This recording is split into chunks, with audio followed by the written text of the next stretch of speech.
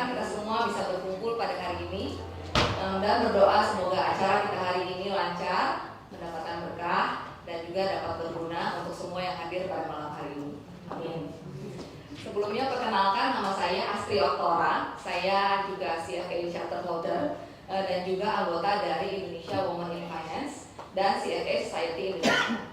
Saat ini saya bekerja sebagai Senior Portfolio Manager di Asuransi Jiwa Manulife Indonesia. Terlebih dahulu saya izin juga untuk menyapa kepada yang terhormat Ibu Justisia Tri Purwasani sebagai Direktur dari Manulife Asset Management Indonesia yang hadir pada malam hari ini. Bapak Triyono yang mungkin masih dalam perjalanan, Vice President CFA Society Indonesia, Komite Indonesia Women in Finance, para narasumber dan moderator acara hari ini, dan juga para undangan dan peserta yang telah hadir. Selamat datang dalam acara halal bihalal IWM berkolaborasi dengan Manulife Asset Management Indonesia.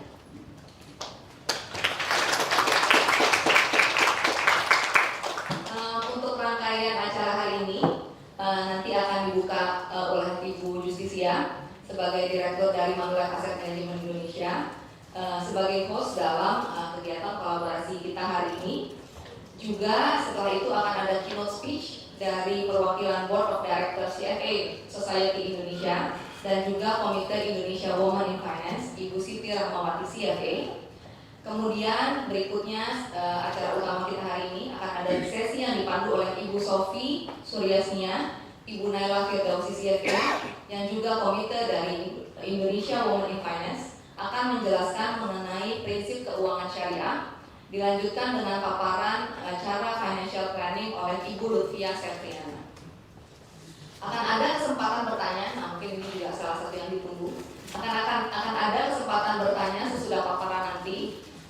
Silakan dipersiapkan pertanyaannya karena 10 penanya pertama akan mendapatkan hadiah.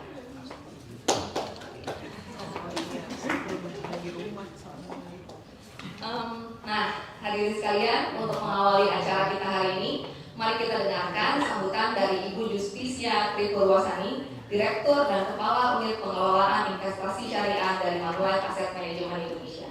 Kepada Ibu Justisia kami persilakan.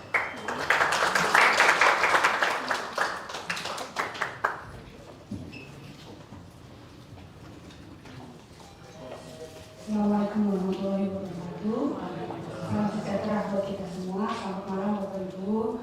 Seperti yang diperkenalkan sama Astri, saya sebagai Kepala Office, jadi begitu disodorin pembahasan mengenai perencanaan keuangan pribadi keluarga melalui perencanaan keuangan syariah.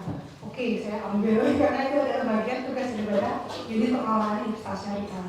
Itu adalah hal yang pasti kita lakukan. Jadi bersamaan alhamdulillah CFA bisa bergandengan tangan dengan kami sehingga terjadilah acara malam hari ini.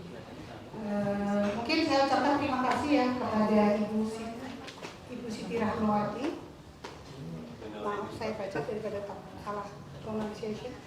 Saya ucapkan terima kasih kepada Ibu Siti Rahmawati selaku board member of CFA Society Indonesia, kepada Ibu Lutfia, kepada Naila Firdaus sebagai pembicara dan Ibu Sofi sebagai moderator, dan tentunya seluruh hadirin malam hari ini. Sesuatu yang luar biasa ini didominasi wanita karena women finance ya, bersamaan dengan Hari Kartini ya, jadi kita sekaligus memberi Hari Kartini dengan menambah ilmu mengenai perencanaan keuangan syariah. Mungkin tak kenal maka saya mau izin saya memperkenalkan Mami. Siapa itu Mami? Mami adalah Manulife Asset Management Indonesia. Kami berada di Indonesia sejak tahun 1996 Bapak Ibu. Dan mungkin siapa sih Mami itu? Seperti apa sih Mami itu? Alhamdulillah berdata Desember tahun kemarin aset kelolaan yang diberikan yang dipercayakan masyarakat kepada kami itu sebesar 100,1 triliun. Jadi kita menjadi peringkat pertama dalam aset kelolaan.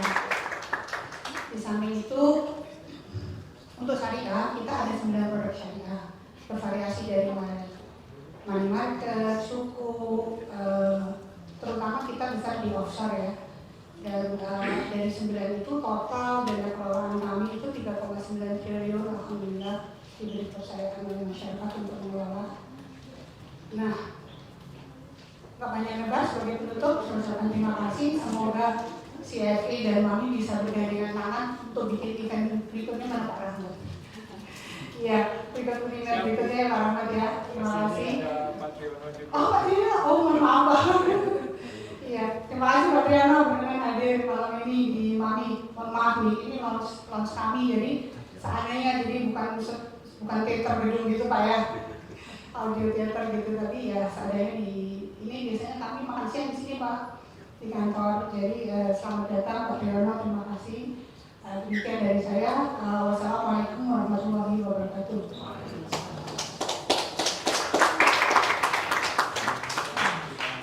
Terima kasih Ibu Justisia atas sambutannya. Selanjutnya, mari kita mendengarkan sambutan dari Ibu Siti Rahmawati.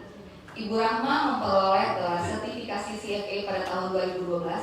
Beliau aktif dalam program sukarela dan saat ini adalah Head of Advocacy and Board Member di CFA Society Indonesia. Saat ini beliau juga menjadi anggota pengurus Asosiasi Dana Pensiun Indonesia bidang investasi dan akuaria. Beliau meraih gelar sarjana di bidang teknik industri dari Fakultas Teknik Telkom University dan gelar Magister Manajemen dari Fakultas Ekonomi dan Bisnis Telkom University.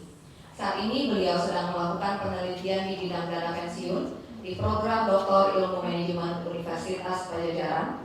Saat ini beliau bekerja sebagai Direktur Investasi di Dana Pensiun Telkom serta Komisaris di PT Sarana Janesia Utama, setelah sebelumnya ditugaskan sebagai Direktur Investasi dan Keuangan di PT Telekomunikasi Indonesia Tbk Persero. Dikarenakan Ibu Rahma saat ini sedang beribadah umroh, mari kita mendengarkan sambutan yang sudah beliau rekam sebelumnya. Silakan.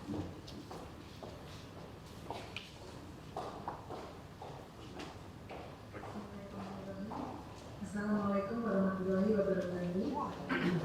Alhamdulillah, puji syukur kita panjatkan kehadirat Allah Subhanahu wa Ta'ala yang atas berkat rahmat dan karunia-Nya kita semua dapat berkumpul dalam keadaan sehat walafiat dalam acara Halal Bihalal Indonesia Women Finance dan CFA Society Indonesia yang juga diiringi dengan upaya untuk menimba ilmu mengenai perencanaan keuangan syariah. Saya mewakili board member dari CFA Society Indonesia dan juga Komite Indonesia Women Finance mengucapkan selamat Hari Raya Idul Fitri, mohon maaf lahir dan batin. Semoga kehidupan kita ke depan lebih berkah setelah pelatihan sebulan penuh di bulan Ramadan. Terima kasih kami ucapkan kepada tuan rumah Sohibul Baik, Manulife Asset Management Indonesia, dan juga para narasumber Ibu Naila Firdausi dan juga Ibu Lustia Serdiana, serta Ibu Moderator Ibu Sofi yang berkenan untuk bersama-sama kita memandu acara yang mudah-mudahan memberikan manfaat. Dan tak lupa, terutama sekali kita juga ucapkan terima kasih, apresiasi kepada para hadirin yang telah bersedia meringankan langkah untuk berkumpul di sini. Izin memperkenalkan bahwa Indonesia Women Finance adalah sebuah komunitas yang kita harapkan bisa menjadi ruang bersama untuk melakukan diskusi, komunikasi dengan tujuan untuk kita mengurangi kesenjangan gender di bidang finansial. Mengapa kesenjangan gender di bidang finansial ini sesuatu yang menjadi concern kita? Karena salah satu tujuan pembangunan berkelanjutan adalah nomor 5 ya kalau saya tidak salah adalah gender equality atau kesetaraan gender. Dan juga kesenjangan di bidang finansial ini juga relatif cukup besar dibanding sektor-sektor lainnya, dan juga mencakup juga nanti kesenjangan ini bisa berdampak juga kepada kesejahteraan masyarakat kita secara umum, karena juga salah satu publikasi yang disponsori oleh CFA Indonesia yaitu Global Pension Index salah satunya mengatakan bahwa gender pension gap atau kesenjangan gender untuk pendapatan pensiun antara laki-laki dan perempuan itu masih cukup besar. Jadi alhamdulillah Indonesia Women Finance sudah beberapa kali melakukan kegiatan Dan kegiatan ini diinspirasi oleh salah satu masukan dari manajer investasi, salah satu stakeholders yang bekerja sama dengan Indonesia Women Finance.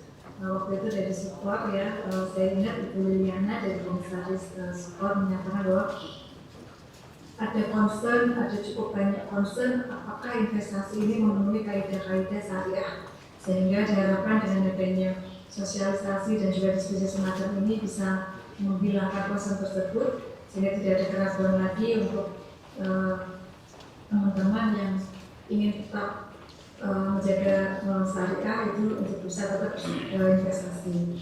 Menarik sekali bahwa agama Islam terutama dalam ini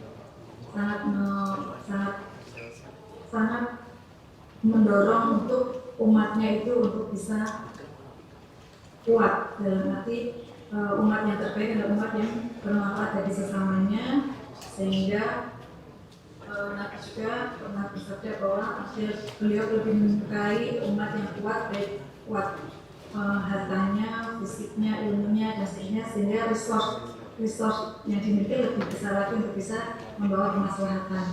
Dan kemarin juga kita sempat melakukan diskusi ya sebelum acara ini, terinformasi dari Ibu saya juga baru dengar bahwa Nabi itu sering dicitrakan sebagai seorang sederhana. Sebetulnya beliau itu juga sudah mencapai kemandirian finansial di usia yang muda ya.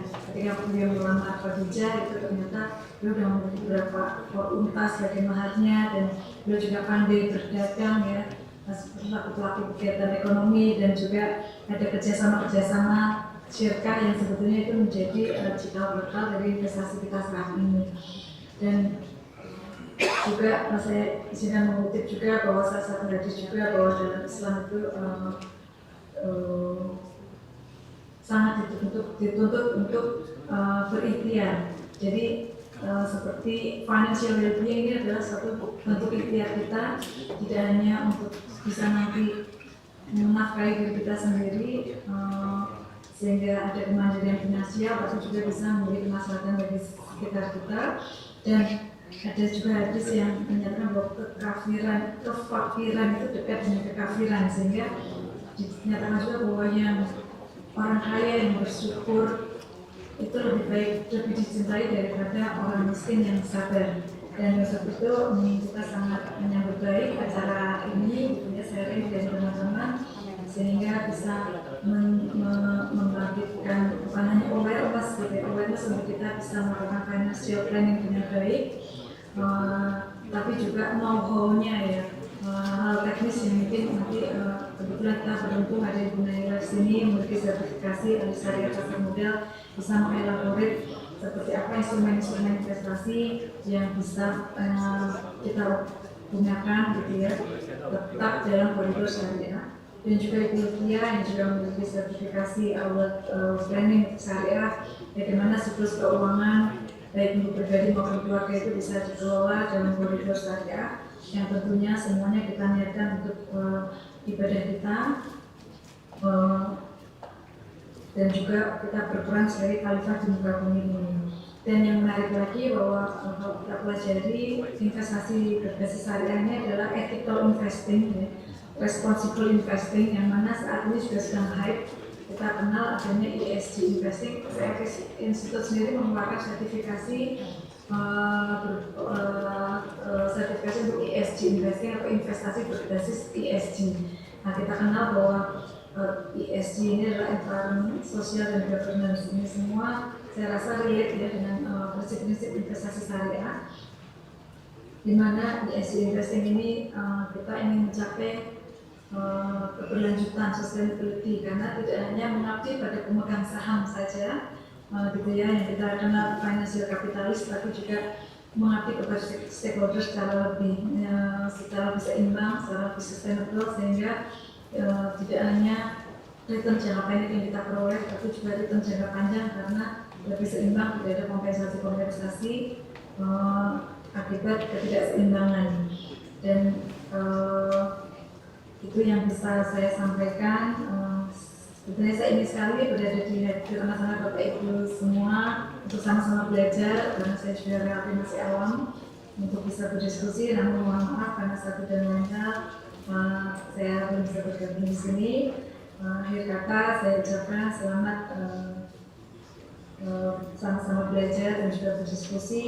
Kita harapkan dari forum ini kita semua bisa mendapatkan manfaat dan juga terus digaungkan sehingga bisa mendukung pencapaian visi misi Indonesia Women in Finance dan juga Society Indonesia dan secara umum juga para stakeholders ya yang berada dalam peta helix system, baik dari pelaku bisnis, dari akademisi, kemudian dari komunitas, dari government, juga dari media massa untuk bisa terus menggaungkan dan sama-sama membuat social changes di mana kita bisa mengurangi kesenjangan antara kesenjangan perempuan dan kesenjangan gender di bidang keuangan ini, salah satunya adalah dengan memberikan sharing-sharing seperti ini.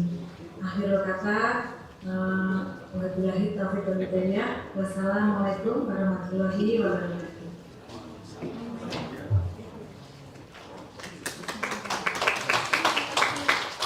Terima kasih kepada Ibu Rahma. Para hadirin sekalian, sekarang saatnya kita memasuki acara utama kita hari ini. Tapi sebelum itu, kalau boleh saya kasih pengumuman sedikit. Jika ada yang mau mengambil snack boleh di pojok sana, atau kalau mau mengambil minum silahkan, feel free. Nah, berikutnya kita akan membahas mengenai prinsip keuangan syariah dan perencanaan keuangan keluarga. Sesi ini akan dipandu oleh Ibu Dr. Sofi Suryasnia. Sebelumnya saya memperkenalkan beliau terlebih dahulu. Ibu Sofi aktif dalam berbagai organisasi, diantaranya sebagai pengurus Asosiasi Asuransi Umum Indonesia, Asosiasi Analis Efek Indonesia, Kadin Pusat, dan IWAPI Pusat. Beliau memiliki pengalaman sebagai Direktur Utama Dana Pensiun Bank BJB dan saat ini menjabat sebagai Direktur Kepatuhan PT Asuransi Digital Bersama. Beliau memiliki gelar S1 dan S2 Akuntansi Unpad dan S3 Manajemen Bisnis dari Unpad. Beliau juga saat ini aktif sebagai dosen LB di Unpad dan di Undip, trainer CWM, Manajemen Risk dan Investasi. Kepada Ibu Sofia, kami persilakan.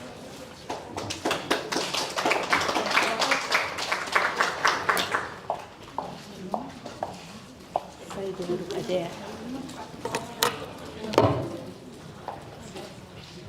Terima kasih Bu Astri. Assalamualaikum warahmatullahi wabarakatuh. Semangat pagi.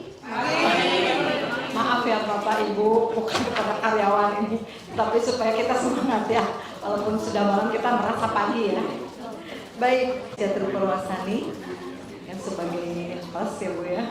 Di sini pilih Pak sebagai Direktur Manulife Asset Management Indonesia. Kemudian Bapak Triyono, Vice President CFA Society Indonesia. Pak Triyono, terima kasih.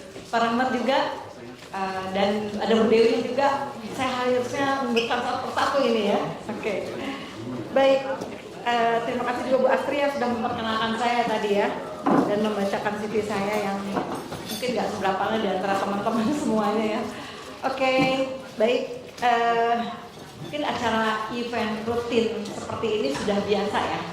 Tapi ini ada spesialnya di sini nih, ya, di Indonesian Women in Finance ya hari ini.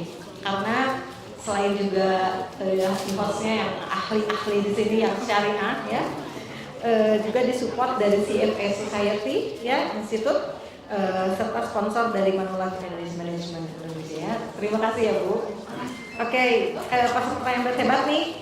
Event hari ini juga membawa tema ya, mencapai tujuan keuangan pribadi dan keluarga melalui perencanaan keuangan syariah.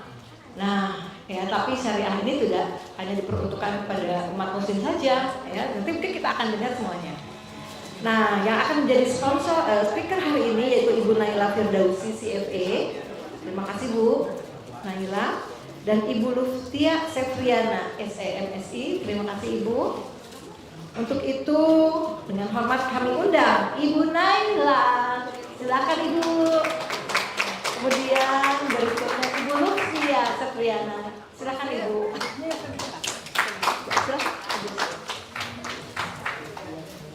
Ya. Sebelumnya mohon izin saya sampaikan dulu CV Ibu Naila Firdausi. Beliau itu sebagai credit analyst PT Manulife Asset Management Indonesia, Komite Indonesia Women in Finance, keren banget sih ya, jarang banget ya ceweknya ibu-ibunya. Pemegang izin ahli syariah pasar modal, ini juga jarang banget nih perempuan. Ibu Naila memiliki izin manajer investasi yang diterbitkan oleh OJK pada tanggal 3 April 2012. Nah, izin perantara pedagang efek ya Bu ya. Kemudian juga pakar pasar modal syariah ASPM dengan berizin juga diberikan oleh OJK. Kemudian bertanggung jawab melakukan penelaahan terhadap perusahaan dan bank untuk tujuan investasi pendapatan tetap. Memulai karirnya di industri keuangan sebagai jurnalis untuk Bloomberg News Jakarta yang meliputi pasar keuangan, korporasi dan politik Indonesia selama 9 tahun. Wow, keren banget ya. Beliau bergabung dengan PT Manulife Asset Management Indonesia pada tahun 2010. Ibu Naila menyandang gelar sarjana akuntansi dari Universitas Indonesia. Beliau memegang gelar ahli bersertifikat dalam keuangan berkelanjutan dari Frankfurt School of Finance and Management dan gelar Chartered Financial Analyst ya. Jadi CFA ya Bu ya. Baik. Berikutnya saya akan bacakan sekaligus ya Ibu Lutia Septriana SMSI. Beliau adalah dosen tetap Universitas Al-Azhar Indonesia. Pas banget nih bicara syariah ya. Member Indonesia Women in Finance, pemegang sertifikasi Associate Wealth Planner Syariah. Akrab dipanggilnya Ibu Tia ya Bu ya. Beliau akademisi dengan minat riset pada topik manajemen keuangan, keuangan inklusi dan literasi keuangan, dan literasi keuangan Islam. Ibu Tia mendapatkan izin pemegang EWP syariah dengan nomor sertifikat sekian-sekian dari Financial Planning Standard Board atau FPSB Indonesia, LPK Indonesia, dan Sakinah Finance. Kemudian juga beliau merupakan dosen pengampu mata kuliah Kapital Syariah Ekonomi Islam, metodologi penelitian manajemen risiko perbankan syariah, dan analisa pembiayaan bank syariah. Karya ilmiah yang sudah dipublikasi melalui Scopus yang menjadi Scopus ya Bu ya. Nanti bisa dilihat nih Bu, teman-teman sekalian di Scholar ya. Bu Tia mengelola jurnal nasional ini manajemen bisnis performa, dan juga tahun 2003 kembali mendapatkan amanah untuk mengelola jurnal untuk disebutnya UAE ya, kalau formasi jurnal ekonomi, manajemen dan akuntansi. Wow banget ya. Oke, baik Bapak Ibu sekalian yang saya hormati, yang sangat berbahagia hari ini. Selamat merayakan Hari Idul Fitri yang bagi yang merayakan, dan mohon maaf lahir dan batin. Kita persilakan Ibu Naila mungkin untuk memberikan paparannya ya dengan mengambil tema belajar prinsip keuangan syariah. Bagaimana nih ya kita ingin tahu dan ingin belajar mengenai ini ya. Tentu saja Ibu sudah menyiapkan paparannya. Silakan Ibu, mungkin akan disampaikan selama kurang lebih 20 menit ya Ibu. Bismillahirrahmanirrahim. Assalamualaikum warahmatullahi wabarakatuh. Waalaikumsalam. Bismillahirrahmanirrahim. Bismillahirrahmanirrahim. Alhamdulillahirrahmanirrahim. Salatu wassalamu ala asyrafil mursalin nabiyina Muhammad wa ala alihi wa ashabihi wa man tabi'ahum. Pertama-tama terima kasih Bapak-bapak, Ibu-ibu dan Bapak-bapak, karena biasanya Bapak-bapak dan Ibu sekarang saya balik karena banyak perempuannya. Yeay! Biasanya acara siapin kebanyakan laki-laki soalnya. Jadi kalau acaranya IBF ini saya semangat ya. Komitinya tuh semangat. Iya, banyak perempuan. Nah, saya acara ini seperti Bu Rama Selasih itu karena banyak sekali yang bertanya sebenarnya investasi itu boleh nggak sih dalam Islam. Jadi saya akan memberikan dasar-dasarnya saja karena waktunya cuma 20 menit. Jadi slide saya sebenarnya nggak banyak, 14 saja kalau di luar di luar judul. Mudah-mudahan yang saya, nanti kalau ada pertanyaan silakan ditanyakannya. Oke. Kalau misalnya, kalau dulu waktu saya kecil gitu suka diajarin, kalau misalnya hidupnya gimana nanti aja gitu kan. Tapi salah satu ayat favorit saya di Quran itu ini, Jadi waltanzur nafsu ma qaddamat lighad. Harusnya tiap orang itu tahu apa yang harus sudah dia persiapkan untuk di masa depan gitu. Jadi nggak ada tuh yang ya kumaha kek lah gitu ya kalau kata orang Sunda. Songke kumaha ya. Iya, harusnya benar gitu. Jadi harusnya kita sudah mempersiapkan. Nah, kalau misalnya ngomong soal ekonomi Islam, keuangan Islam, investasi Islam itu sebenarnya kita harus belajar sebenarnya kedudukan keuangan Islam, investasi Islam dari keuangan dan investasi di apa namanya landscape hukum Islam itu sebenarnya gimana sih gitu. Nah, kalau misalnya orang pada dasarnya syariah itu apa? Syariah itu pada dasarnya etimologinya kan namanya syari itu jalan untuk mencapai sesuatu. Mencapainya apa? Tujuannya yaitu falah. Falah itu apa sih kalau bisa dengar kalau saya dengar azan kan hayal sholah hayal falah gitu ya. Nah, falah itu sebenarnya tujuannya tuh bahagia dunia akhirat. Kalau dulu kita bercandaannya kan muda foya-foya tua kaya raya mati masuk surga gitu ya. Mari kita erase di bagian foya-foyanya. Jadi yang tujuannya itu basically bahagia dunia akhirat lah gitu. Nah, dari situ dari tatanan hukum Islam itu ada fikih. Fikih itu kumpulan hukum Islam berdasarkan Quran sebagai sumber utama, hadis atau perkataan Nabi, sunnah itu adalah contoh perilaku Nabi. Nah itu jadi fikih. Itu dibagi dua secara garis besar. Ibadah, ya ini mengatur hubungan antara manusia dengan hubungan antara kita dengan Allah, hubungan kita dengan Tuhan, dan muamalah. Muamalah itu hubungan antara kita dengan manusia yang lain, ekonomi segala macam. Nah, yang sering ditanyakan tuh, jadi boleh nggak kalau begini, boleh nggak kalau begitu gitu. Bedanya antara ibadah dengan muamalah, kalau misalnya hukum ibadah, kita nggak boleh melakukan sesuatu kecuali memang disuruh. Jadi kayak misalnya sholat nggak bisa ditambahin menjadi 5 rakaat gitu nggak bisa. Sementara kalau di hukum muamalah itu hukum asalnya itu boleh. Al-aslu al-ibahah gitu kan. Pada dasarnya hukum asalnya muamalah itu boleh. Jadi yang harus diperhatikan itu adalah kalau mau melakukan sesuatu, kita mau bikin produk sesuatu misalnya, atau kita mau investasi sesuatu, maka ditanyakan ini dilarang nggak? Kalau misalnya di muamalah itu begitu. Jadi sepanjang itu tidak dilarang, itu maka boleh. Jadi ini dilarang apa sih gitu kan? Yang dilarang itu ada beberapa. Ini sebenarnya diambil dari training for trainer untuk pasar modal ya. Jadi lebih kayak yang nggak boleh apa barang-barang atau kegiatan yang haram, misalnya alkohol, babi Indonesia sudah nggak boleh, jadi kita nggak boleh berjual belikan gitu kan, nggak boleh berinvestasi di peternakan babi gitu misalnya. Terus kalau najis itu menawar palsu, kita pura-pura nawar padahal nggak niat gitu kan, cuma buat naikin harga atau buat jatuhin harga. Kayak gitu, riswah suap. Nanti kita misalnya kan menjelaskan bahwa ada namanya saham syariah, daftar saham syariah, daftar efek syariah. Itu kalau misalnya perusahaannya ternyata terbukti suap, itu bisa dikeluarkan dari daftar efek syariah. Jadi sebenarnya ada koridor-koridor yang kita nggak bisa lakukan. Terus Zoom ketidakadilan, mudarat yang tidak bermanfaat.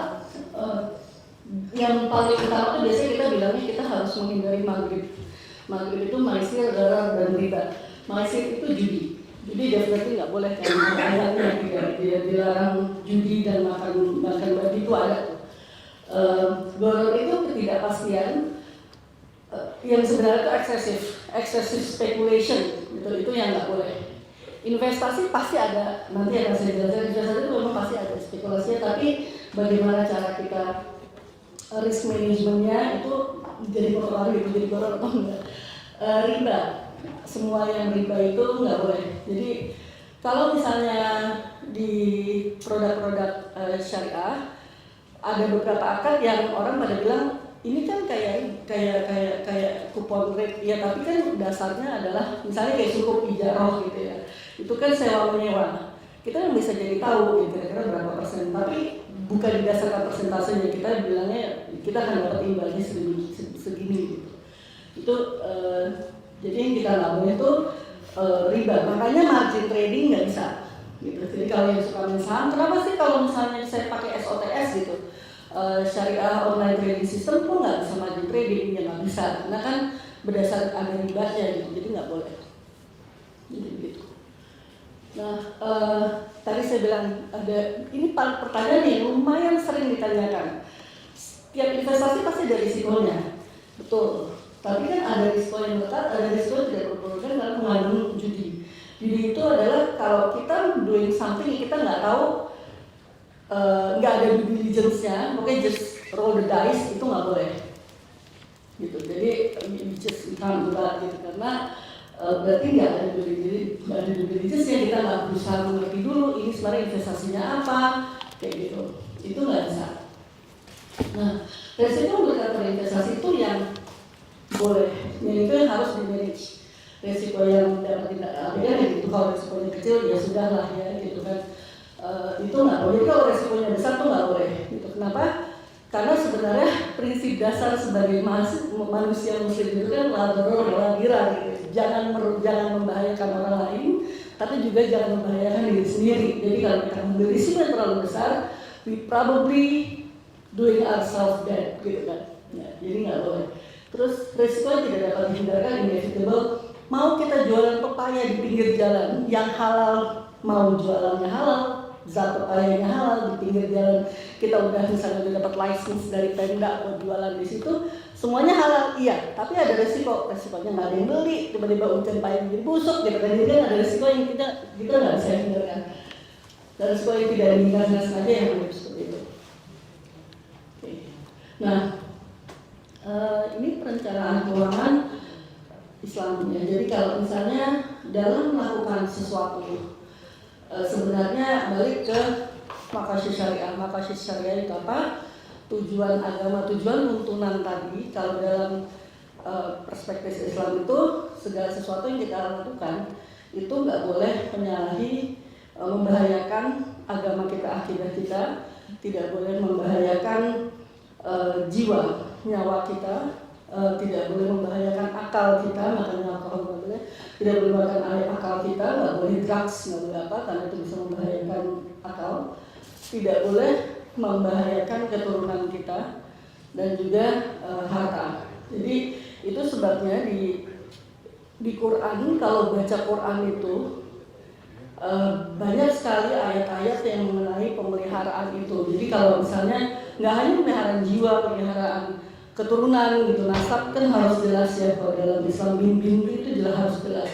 Tapi juga pemeliharaan harta, namanya kalau baca Quran tuh seringkali ada ayat yang disuruh mencatat. Semua transaksi itu harus dicatat, semua akad harus dicatat. Itu karena memang dalam melakukan sesuatu ingatnya itu gitu. Jadi harus teringat dalam maqasid syariah dalam model begini. Skala prioritas dalam penentuan kita mau ngapain? Nggak cuma hidup tapi juga dalam investasi, ada prioritas dalam melakukan investasi yang primer ya, misalnya makan buat keluarga, buat anak, buat orang tua gitu ya. Kalau misalnya orang tua juga hidup sama kita, terus ada yang prioritas berikutnya sampai yang nggak terlalu penting tapi bisa jadi penting. Ya itu misalnya kayak traveling gitu kan nggak terlalu penting ya, bukan primer gitu. Nah, dalam perencanaan tadi yang tadi saya bilang syariah compliance, memang dalam muamalah lebih loose dalam arti karena pada hukum dasarnya adalah boleh, berarti yang diperhatikan kan yang nggak boleh gitu ya. Nah, compliance-nya yang harus syariah compliance-nya harus dihindari yang tadi yang nggak boleh judi, nggak boleh maisir, judi, nggak boleh horror, excessive speculation, nggak boleh riba. Itu aja. Jadi kayak misalnya kalau kita pikir wah ini kayaknya udah excessive speculation, tidak ada underlying-nya dari semua transaksi di syariah itu ada underlying-nya. Jadi kalau misalnya nggak ada underlying-nya, harus mikir ini kayaknya sih nggak syariah gitu. Biasa sih gitu. Saya kalau ada nanya sesuatu, nawarin produk saya atau apa, saya nanya underlying-nya apa. Itu adalah guidance buat making investment decision gitu. Karena kalau nggak ada underlying-nya, biasanya itu pasti nggak halal gitu. Gitu aja sih. Karena Karena kalau di dalam syariah itu biasa ada lain either aset atau manfaat. Belum tentu aset bergerak, bisa jadi manfaat gitu kan. Nah, tujuannya apa? Tujuan dunia dan akhirat. Yang tadi ya, buat apa tujuan dunia? Buat hidup, buat enak, buat jalan-jalan, buat umroh, buat segala macam. Tujuan akhiratnya juga termasuk. Dan hutang. Paling penting itu orang suka lupa mikirin investasi tapi nggak mikirin hutang. Jangan lupa hutang itu harus dibayar. Mati syahid pun kalau masih punya hutang nggak bisa masuk surga. Jadi nggak usah mikirin asetnya yang dikumpulin. Yang pikirin pertama kali adalah jangan sampai punya hutang. Itu dulu. Baru can build on aset gitu kan. Karena emang nggak bisa, hutang itu harus bayar. Sampai kalau nggak salah itu pernah nggak mau sholatin orang karena dia itu berhutang. Sampai ada sahabatnya bilang nggak apa saya bayar, baru Nabi mau sholatkan. Jadi sedemikiannya besar hutang. Jadi kalau dalam perspektif Islam itu rezeki kita tuh sebenarnya hasil rezeki kita, ada pasangan, ada anak, ada hak orang tua, ada hak orang lain gitu. Dalam bentuk zakat, infak dan sedekah. Karena zakat itu wajib 85 gram emas nisab, terus ada zakat profesi, terus zakat perniagaan. Jadi ada. Nah, ini tadi ya. Oke, sekarang ngomongin investasi syariah. Kalau baca-baca di Quran tuh banyak sekali kisah-kisah ya. Satu dulu belum baca Quran karena banyak sekali kisah-kisah zaman dahulu. Salah satunya kan yang Nabi Yusuf melihat sapi 7 sapi gemuk, terus habis itu 7 sapi kurus gitu ya. Jadi sebenarnya kalau kayak kita sekarang lagi bekerja masih muda, there will come a time when we are old and we have no money gitu. Jadi jangan lupa diinvestasikan. Nah, jadi sebenarnya ini sebagian saja, saya tahu banyak sekali investasinya, cuma yang mungkin yang dasar ini yang sebagai anggaran paling dasarnya emas biasanya suka dipakai, properti, deposito, sukuk, saham, reksadana. Kalau misalnya ada yang bilang saya nggak mau beli saham langsung karena saya nggak tahu cara kerja gimana, atau saya ingin punya suku korporasi tapi saya nggak punya duit 100 juta, maka bisa beli reksadana atau kontak atau ETF gitu ya. Nah, sebenarnya dalam Islam sendiri yang namanya zakat mal itu bisa beda. Gini, maksudnya gini, Bapak punya properti 4. Kalau Bapak punya properti 4, yang satu kan dari hitung zakatnya yang ditinggali, yang 3 Bapak hitung zakatnya kan 2,5% dari hari bilang harga perolehan, hari bilang market value. Tapi gimana kalau Bapak ibu-ibu dan bapak-bapak itu misalnya Bapak ibu sewakan, jadinya bukan zakat mal lagi tapi zakat perniagaan. Jadi yang dizakatkan adalah 10% dari hasil sewanya, jadi lebih kecil. Itu namanya zakat value.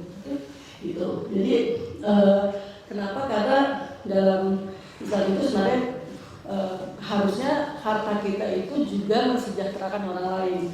Dalam arti bergerak. Kalau kita beli rumah, kita beli tanah berhektar-hektar, nggak diapa-apain, itu tanahnya nggak kemana-mana. Tapi kalau kita sewakan, siapa tahu orang itu punya usaha, jadi menghasilkan gitu. Jadi makanya kenapa perhitungan zakat itu cuma yang tidak dihitung zakat itu cuma yang kita hidup yang wajar lah gitu. Kalau punya banyak, jadi zakatnya jadi rumah. Karena lain tadi harta kita ada bagian harta orang lain yang zakat. Saham ini yang paling banyak ditanyakan. Saham itu pada dasarnya asal katanya itu dari sahmun, adalah bagian, adalah bahasa Arab kalau di Indonesia. Jadi kalau ada yang nanya, emang saham syariah namanya saham itu kan bahasa Arab gitu. Jadi menurut Nana gitu, saya bilang gitu. Nah, kan zaman Nabi dulu nggak ada saham. Ya emang sih kalau modern saham pertama mungkin VOC gitu ya, sebagai yang dibagi secara sertifikat. Tapi kalau dari sisi sejarahnya sendiri, Siti Khadijah itu kan waktu meminta Nabi Muhammad SAW untuk berdagang pakai kafilah-kafilah itu ke Syria kemana, itu kan dia berserikat dengan orang lain, itu namanya syirkah.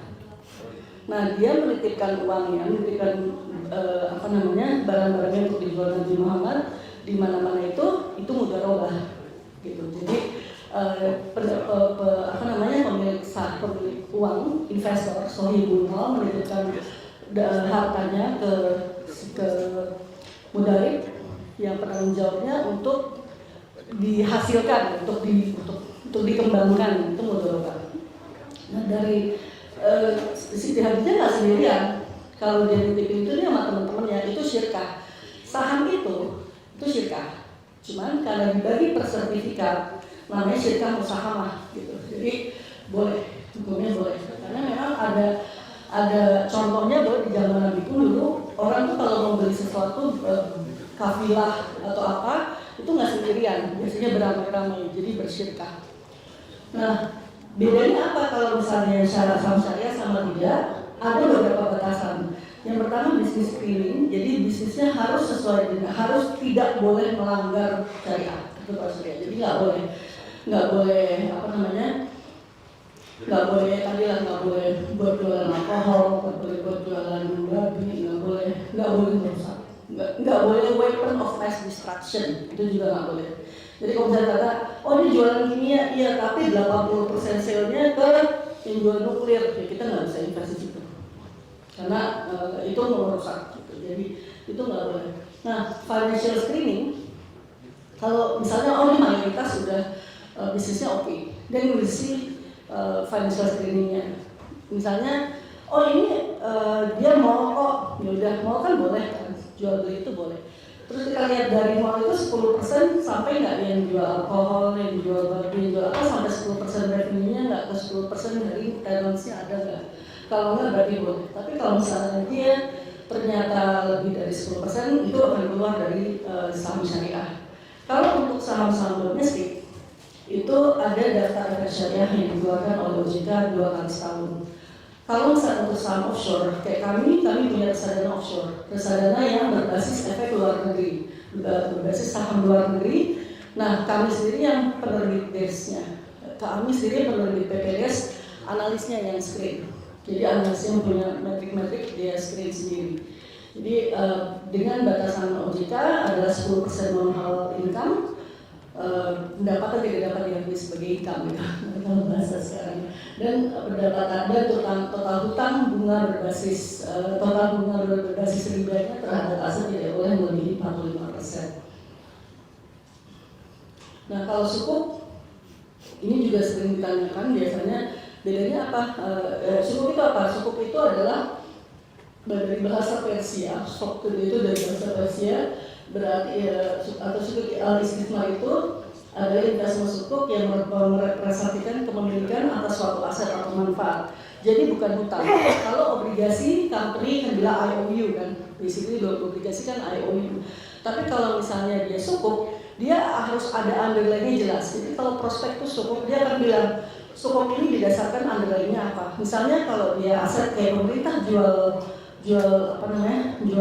PPS gitu ya, atau jual itu sukuknya itu underlying-nya misalnya GBK. Kita ijarohnya GBK. Jadi kita pemerintah nyewa dari kita. Gitu. Itu ijaroh. Atau misalnya atas satu manfaat. Atau apa sih?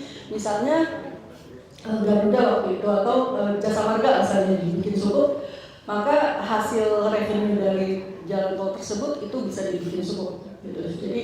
Jadi itu manfaat, bukan asetnya gitu. Jadi harus ada, jadi kepemilikan tertentu. Kalau misalnya dia sukuknya itu per periode kerja berarti 5 tahun, ya kepemilikan 5 tahun itu bisa aset base sukuk, bisa aset back sukuk. Kalau aset back ada jadi kolateral, tapi kebanyakan sukuk aset based, jadi tergantung asetnya apa. Jadi ya tadi saya bilang kalau di ijarah jadi base-nya apa. Oke. Perbedaan sukuk tadi kayak sebagian udah saya bilang. Jadi kayak bukan merupakan syarat hutang, penggunaan dananya harus sesuai dengan kegiatan syariah. Jadi bisa aja saya jualin sukuk ya, tapi penggunaannya juga harus sesuai dengan syariah. Nggak bisa jual sukuk ijarah tapi penggunaannya buat bikin diskotik gitu misalnya, nggak bisa dong gitu kan, dan sesuai syariah. Oke, kalau reksadana kumpulan, jadi kalau misalnya ada beberapa yang belum tahu mau gimana mau investasinya, Jadi buat saya sih paling gampang ya reksadana aja itu dibanding pusing sendiri gitu, lebih cukup milih apa reksadana. Ada reksadana pasar uang, ini biasanya deposito yang di bank-bank atau sukuk yang ya bank syariah atau sukuk yang di bawah 1 tahun.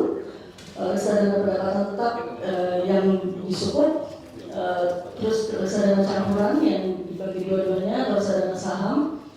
Di kami sendiri juga ada reksadana offshore. Ini adalah porsi terbesar kita tuh yang buat orang-orang yang memang mencari cara hedging US dollar tapi diperbolehkan secara syariah. Karena dalam syariah itu sebenarnya kalau currency itu spot atau investasi dalam, jadi nggak boleh spekulasi. Tujuan tapi juga ya. Kalau reksadana syariah itu boleh. Karena kan memang kita belinya dia bentuknya dari US dollar. Ya udah, kalau reksadana di marketnya ya ini pesan sponsor. Jadi ya biasanya sih kita beli terus nanti kalau misalnya investasinya langsung ada fund manager kayak teman saya dan di sini. Nah, kalau pencairan tinggal diri aja. Kalau switching, kalau ganti bisa dari besar uang ke pasar ke saham atau sebaliknya. Ya, itu saja dari saya, mungkin Ya. 20 menit ya. Ya. Terima Oke. kasih. Mohon kalau ada yang kurang. Terima kasih tepuk tangan silakan. Wow, luar biasa ya, kita sudah mendapatkan pencerahan ya dari Bu Naila ya. Ibu Bapak sekalian, saya sebutkan Ibu dulu ya Pak. Jangan itu ya Pak.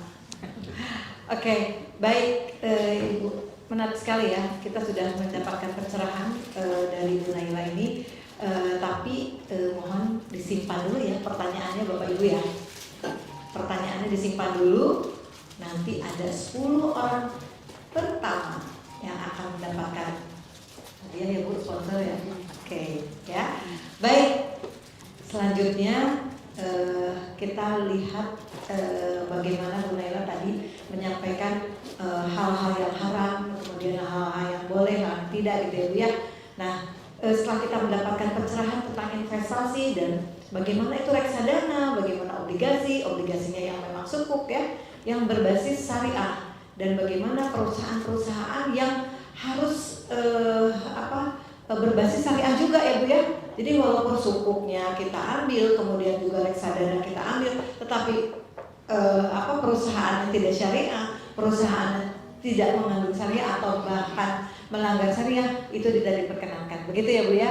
Oke, baik. Nah, selanjutnya ini bagaimana nih pesan dari Bu Lutfiani ya. Oke. Nah, untuk itu ini ada dasar-dasar perencanaan keuangan yang bagaimana nih. Tadi produk-produknya sudah disampaikan oleh Bu Naila ya. Nah, sekarang gimana nih perencanaan keuangan syariahnya untuk kita yang akan berinvestasi seperti itu ya. Baik, Ibu Lutfia Supriyana, silahkan untuk menyampaikan paparannya. Bismillahirrahmanirrahim.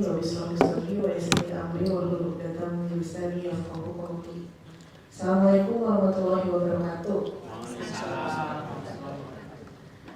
Selamat malam Ibu dan Bapak semua. Malam tapi semangatnya tetap semangat Pagi. Betul. Nah, di awal-awal sebelum saya masuk ke materi, saya ingin sekali brainstorming dengan Ibu dan Bapak semua. Saya yakin pasti semuanya pegang Android kan, atau OS atau iOS. Jadi next di sini ya. Silahkan join menti.com, gunakan kode berikut ini. 1 menit aja kita coba lihat. Saya ingin brainstorming dulu mengenai komponen manajemen keuangan syariah yang menurut Ibu dan Bapak semua saat ini paling penting. Karena ini sifatnya personal ya Ibu dan Bapak semua. Silahkan ketik menti.com ya. Menti.com, nanti user kodenya itu 61386969. Coba ini biar bisa tampil. Klik aja. Di next. Oh enggak online ya. Ibu ada itunya nggak? Udah aku ada ini. Nah di situ aja di Ibu.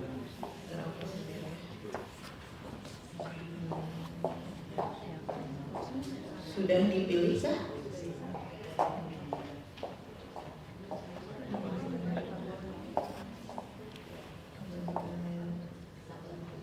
Sudah ada 3 respon.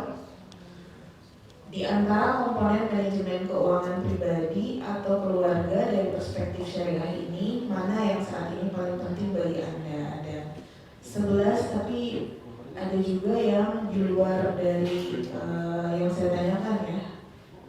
Oh ya. Kesesuaian dengan prinsip syariah, cicil emas, sukuk, resiko, ekspektasi, batasan, hasil, aman, jumlah keuntungan, reksadana dan saham. Warna-warni ya lumayan. Asuransi kesehatan, mungkin maksudnya BPJS ya. Ya ada lagi ya, ada lagi. Jumlah keuntungan, properti.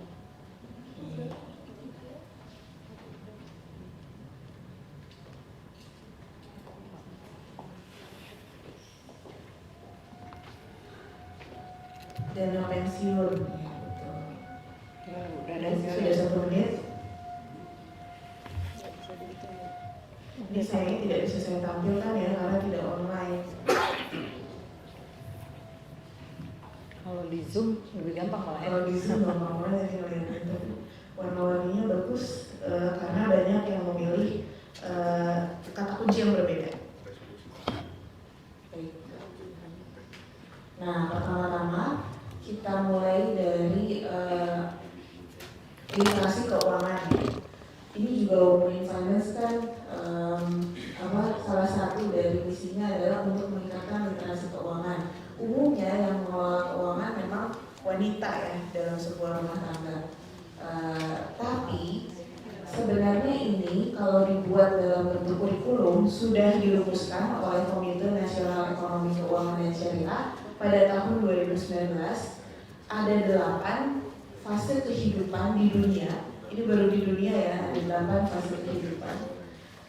Di mana pada fase kelima lah kita sudah mulai dituntut untuk bisa menyusun skala prioritas dalam merencanakan keuangan dengan menggunakan konsep makosid syariah yang tadi sudah dijelaskan oleh Bu Naila.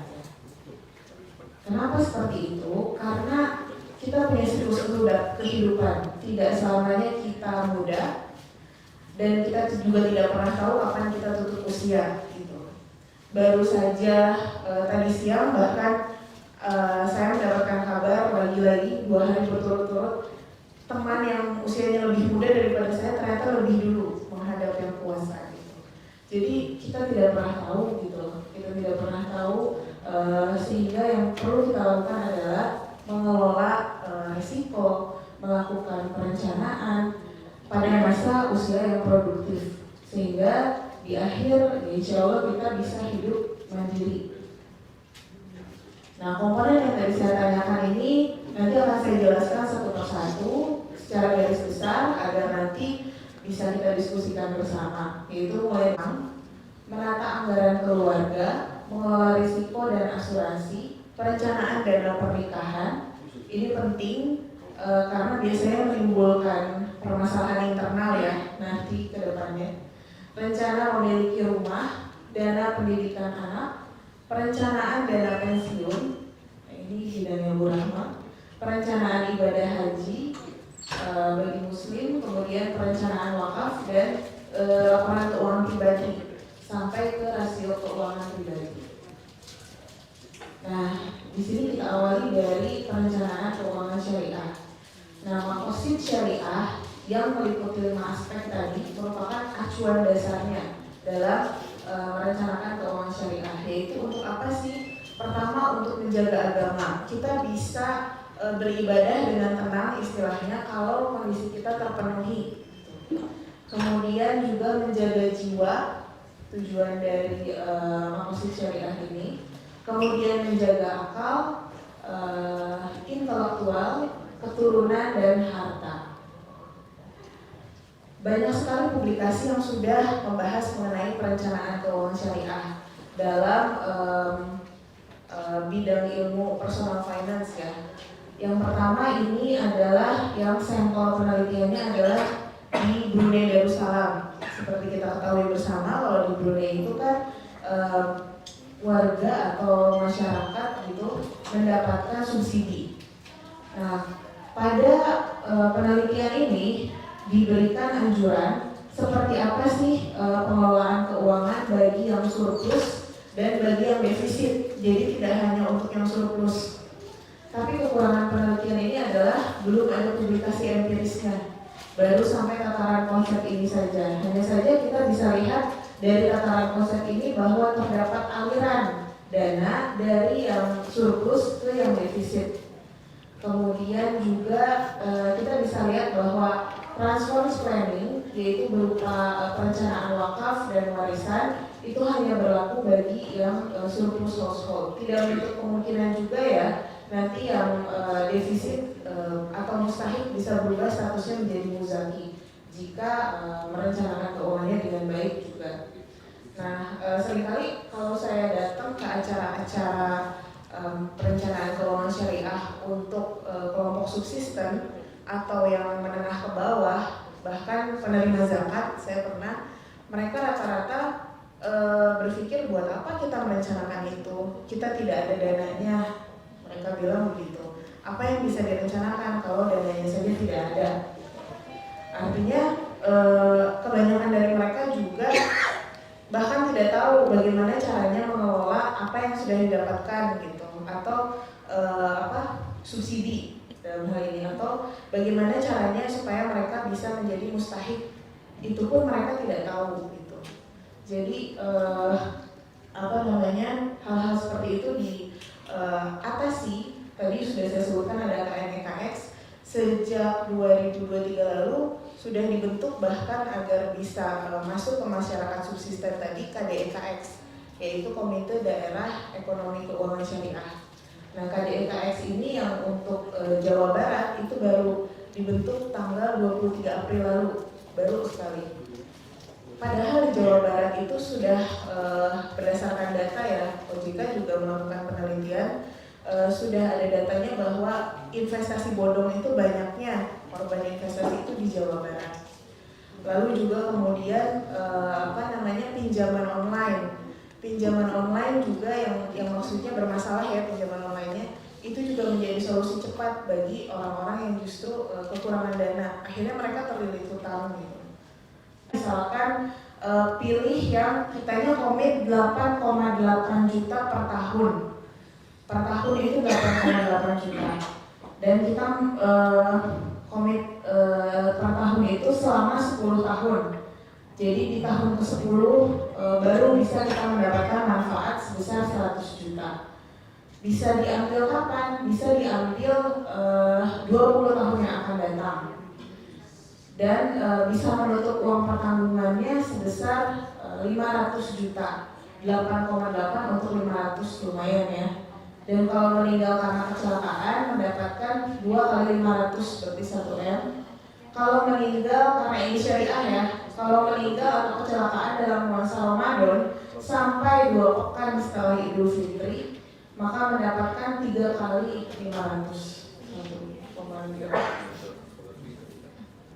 Next, perencanaan dana pernikahan. Kalau perencanaan dana pernikahan biasanya itu tergantung dari kesepakatan calon mempelai juga dengan keluarga. Ada yang ingin sederhana mungkin, ada yang karena alhamdulillah ada rezeki lalu ingin sekalian silaturahim dengan relasi, maka diadakan resepsi. Poin-poinnya yang ada di atas. Nah, bagaimana untuk mempersiapkannya? Menggunakan skema tabungan rencana atau dengan instrumen investasi seperti reksadana. Kemudian selanjutnya adalah PPR atau kepemilikan rumah. Nah, kalau rumah ini kan harganya cenderung naik ya. Karena harganya cenderung naik, belum tentu kita bisa membeli secara, ini terutama untuk rumah pertama ya. Belum tentu ini untuk milenial dan Gen Z. belum tentu kita bisa langsung membeli gitu kan dengan uang kas gitu. Maka kalau pilihan yang harus diambil adalah PPR atau pembiayaan pemilikan rumah, maka harus nabung dulu nih, untuk minimal 5-10% dari harga rumah untuk balik nama, biaya notaris, dan biaya pembiayaan pemilikan rumah. Dan yang paling penting dari memiliki rumah adalah siap mencicil rumah, artinya komit. Kalau belum bisa menahan keinginan, belum terbiasa mengelola rencana anggaran, masih punya utang lain, jangan dulu deh. Karena setiap orang punya skala prioritasnya masing-masing. Kemudian dana pendidikan anak. Nah, untuk dana pendidikan anak adalah pos yang paling tinggi inflasinya atau paling terpengaruh inflasi. Cepat sekali naiknya. Saya masuk misalnya waktu S1 dulu 2005 di perguruan tinggi negeri di Bandung, harga SPP yang harus dibayar udah all in itu 575.000 satu semester. 575.000. Kalau sekarang, wah itu 575.000 cuma buat apa gitu kan? Gak nyampe gitu. Poinnya apa saja sih kalau dana pendidikan ini? Pertama, ada uang pangkal. Uang pangkal ini bisa dicicil ya. Jadi itu bisa diskusi gitu dengan pihak penyelenggara pendidikan. Kemudian UKT yang harus dibayarkan 1 kali per semester. Kemudian biaya semester dan SKS. Kalau di PTS ada itu biaya itu. Bisa saja diterapkan di kampus tertentu. Kemudian biaya praktikum, terutama kalau yang teknik, terus fakultas kedokteran, pokoknya yang berkaitan dengan laboratorium itu biaya praktikum masuk dan biaya lainnya.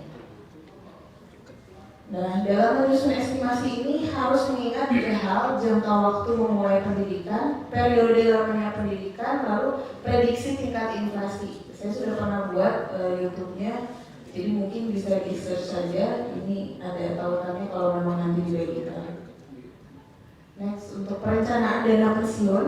Nah, untuk dana pensiun ini menggunakan dalilnya itu adalah Al-Hasyr 18 seperti yang tadi digunakan juga oleh Ibu Naila ya.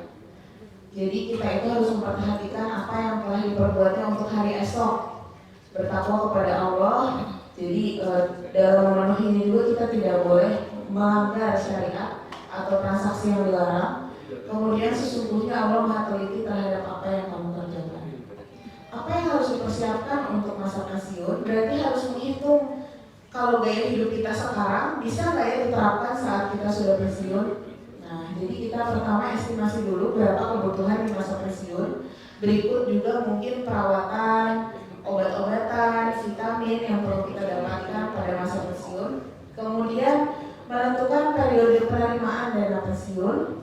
Dari sekarang misalnya sudah planning berapa tahun ya saya akan mendapatkannya. Kemudian mengkalkulasi kebutuhan dana pensiun.